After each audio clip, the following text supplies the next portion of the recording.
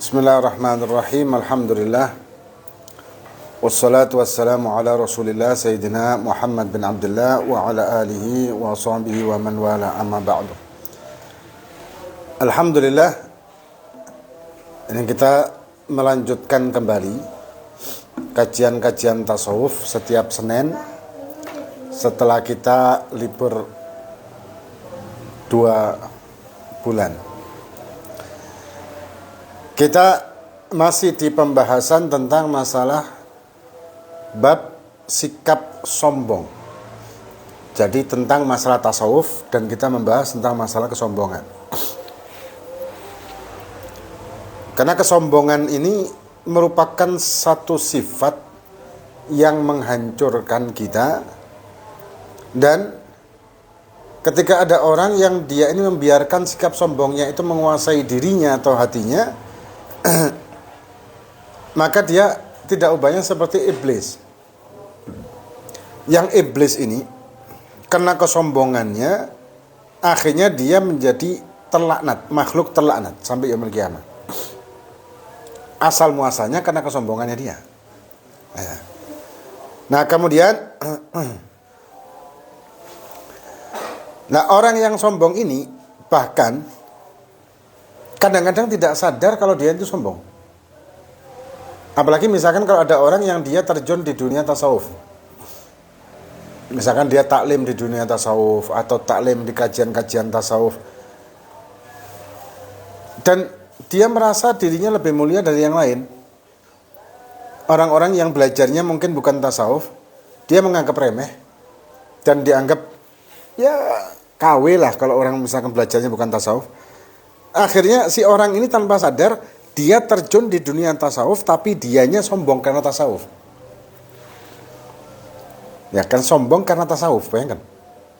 Ini hal yang menakutkan. Karena tanpa sadar seolah dia ini terjun ke satu hal, yaitu tasawuf tadi, untuk membersihkan hati dan memuliakan dirinya dunia akhirat, tapi kenyataannya dia malah menjadi orang yang sombong karena orang tersebut menganggap tasawuf itu menjadikan dia mulia.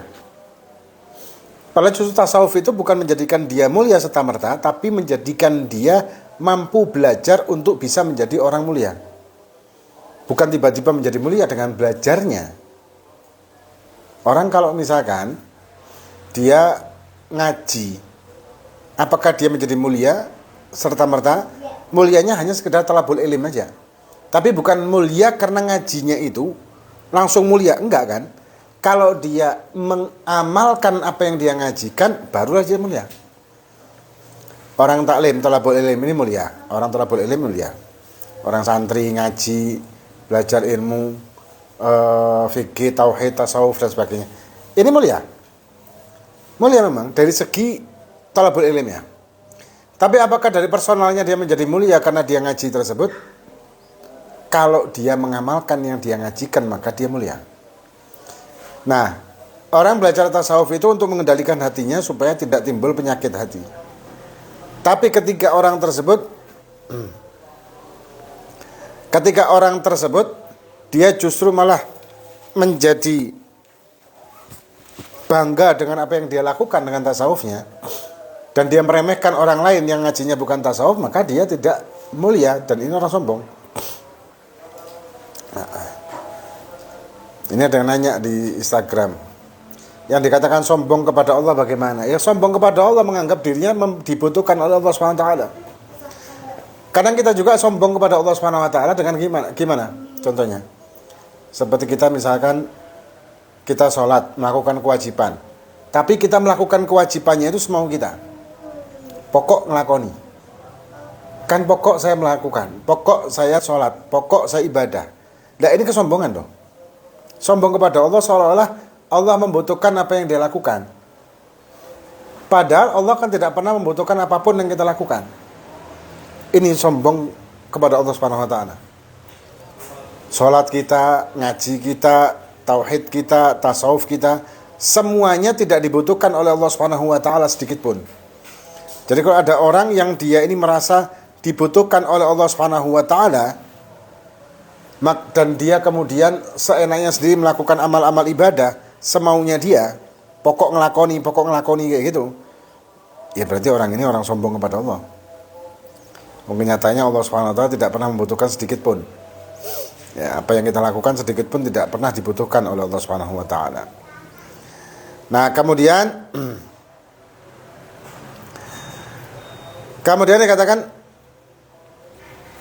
orang yang sombong ini juga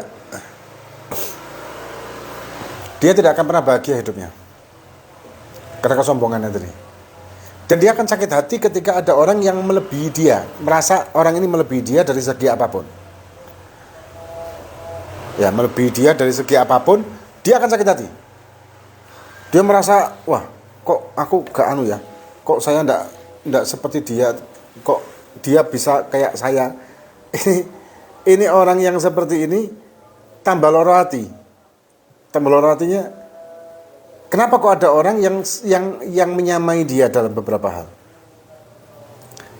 Ini penyakit yang luar biasa sombong ini.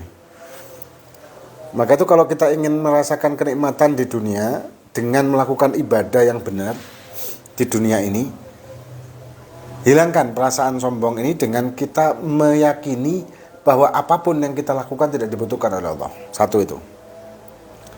Kemudian yang kedua, ketika kita melakukan ibadah apapun, baik wajib maupun sunnah, jangan kita merasa bahwa apa yang kita lakukan ini pasti diterima oleh Allah. Karena belum tentu. Apa yang kita lakukan diterima oleh Allah itu belum tentu. Ya. Karena ada namanya syarat sah dalam ibadah. Ada namanya syarat gobul ibadah atau diterimanya ibadah. Antara syarat sahnya ibadah dengan syarat gobulnya ibadah itu berkaitan. Dan tidak mungkin seseorang akan diterima ibadahnya walaupun sah selama syarat diterimanya tidak sesuai aturan Allah dan Rasulnya atau syariat. Kemudian kalau kita menganggap bahwa apa yang kita lakukan itu pasti diterima oleh Allah Subhanahu wa taala, ya ini bentuk kesombongan juga. Menganggap bahwa apa yang kita lakukan sudah hebat. Padahal apa kehebatan kita ini apa sih? Kita tidak pernah sama sekali mampu untuk beribadah dengan sesempurna mungkin. Kan tidak mungkin. Orang beribadah sampai tahap sempurna.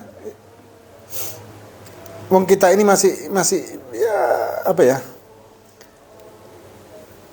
Masih naik turun kan ibadah kita.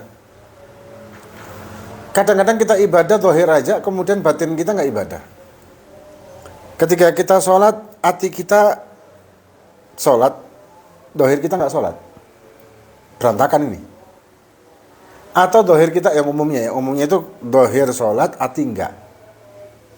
Nah ini tidak manfaat. Nah, maka itu kalau yang benar adalah zahiran wa batinan, dan kita tidak akan mampu untuk melakukan itu semuanya kecuali kita merendahkan hati kita dan berusaha untuk menjadikan apa yang kita lakukan ini bukanlah suatu yang istimewa bagi kita, karena kita masih jauh dari kata-kata istimewa. Nah, ini sedikit banyak mukadimah pembukaan setelah kita lama libur. Baru 2 bulan liburnya ya katanya. Iya 2 bulan kan, baru 2 bulan. 2 bulan libur karena ya memang perjalanan dakwah. Perjalanan dakwah. Ya moga-moga bermanfaat itulah. Amin. Ayo tanya jawab sekarang, tanya jawab. Ada yang mau ditanyakan? Apa yang perlu ditanyakan? Hah? Ada penanya? Di luar pengajian bisa, Pak? Oke, monggo, silakan. Di luar materi. Di luar materi, oke. Tentang air, Pak. Ah, Ketika air itu kita wudhu di keran, Ah. Air itu ditampung di ember yang tentunya tidak mencapai 2 kula. Tentu air itu akan menjadi air yang tidak bisa dipakai untuk bersuci. Wudhu di keran. Wudhu di keran, kerannya di bawah kerannya ada ember. Oh. Nah, air yang turun di ember itu tentunya akan menjadi air yang mustakmal. Nah. Kemudian sampai dengan kaki, ketika membasuh mulai dari awal tangan sampai dengan rambut kepala kan itu masih bisa masuk di air keran. Ketika membasuh kaki kan kaki itu tidak mungkin dinaikkan di atas ember. Ya. Nah, otomatis kita mengambil air dari gayung, ceboknya kemudian kita taruh di bawah keran sampai meluber airnya. Apakah dengan air itu meluber dari cebok, air itu menjadi air mutlak? Ya. Kalau kita buka keran, kemudian air itu meluber dari ember yang kurang dari 2 kulah, dan sebelumnya ember itu airnya mustakmal. Tapi ketika kita keluarkan sampai meluber, maka air yang mustakmal itu berubah menjadi tidak mustakmal.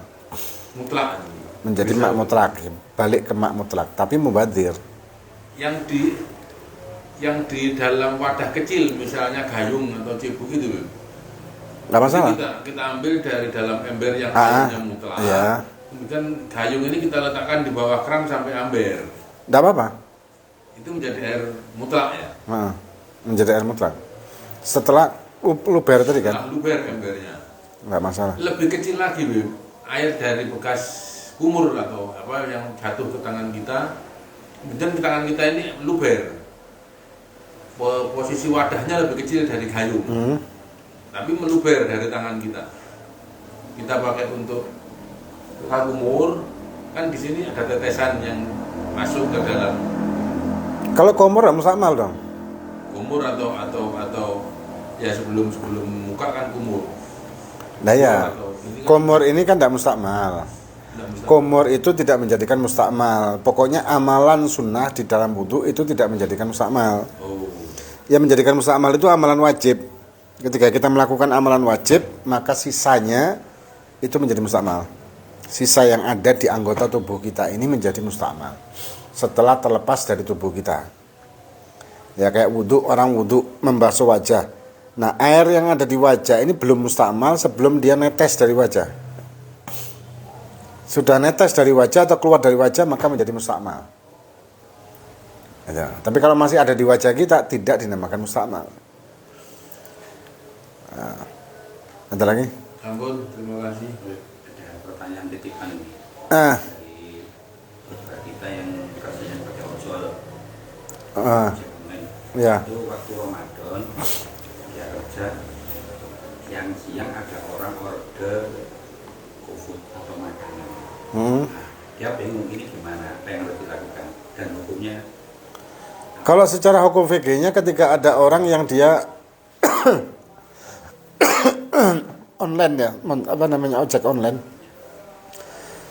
yang ngantarkan makanan-makanan atau beli makanan-makanan jadi di waktu Ramadan gimana? Kan ada estimasi bahwa makanan tersebut tidak langsung dimakan. Kita kan tidak tahu. Ya, kan belum tentu makanan itu langsung dimakan. Maka secara hukum fikihnya tidak masalah. Jadi menjadi pengantar untuk beli makanan di ojek-ojek online untuk membeli makanan itu kan. Nah, ini tidak masalah di waktu siang hari Ramadan. Kenapa? Karena bisa jadi orang tadi itu beli dan makanan itu tidak langsung dimakan. Bisa jadi nunggu, kan ada estimasi kayak gitu kan.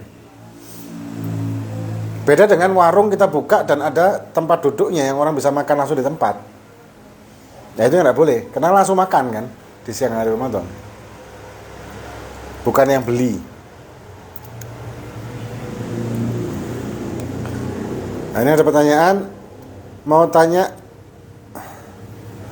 hukum bolehnya batasi puasa dalam keadaan musafir. Orang musafir itu ma'fu bagi dia untuk tidak berpuasa, tapi wajib qadha.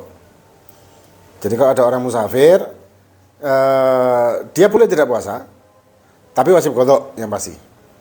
Nah batasan musafirnya adalah musafir yang dia keluar dari batas wilayah kotanya sebelum subuh dengan perjalanan lebih dari 2 marhalah.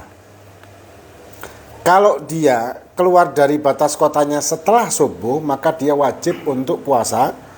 Tengah-tengah safar dia merasa tidak kuat, merasa tidak mampu, boleh mokel. Tidak dosa mokelnya, tapi wajib qadha.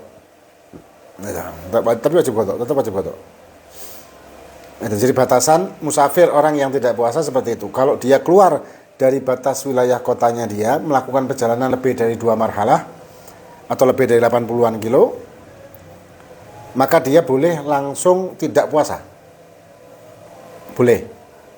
Tetap puasa juga boleh.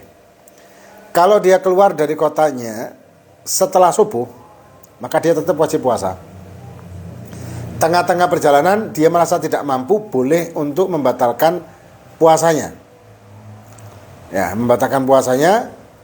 Kemudian boleh tidak haram ya, membatalkan puasanya itu boleh dan tidak haram, tapi tetap wajib qadha.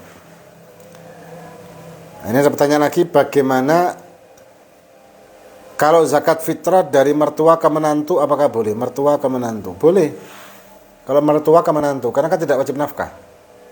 Yang tidak boleh adalah kita memberi nafkah kepada orang tua. Karena orang tua tidak mampu, maka kita wajib memberi nafkah.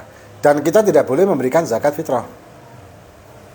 Atau kepada anak yang tidak mampu, kita memberikan. Pokoknya kita memberikan zakat fitrah kepada orang yang kita nafkahin, itu tidak boleh. Yang wajib kan nafkahnya, bukan zakatnya. Kemudian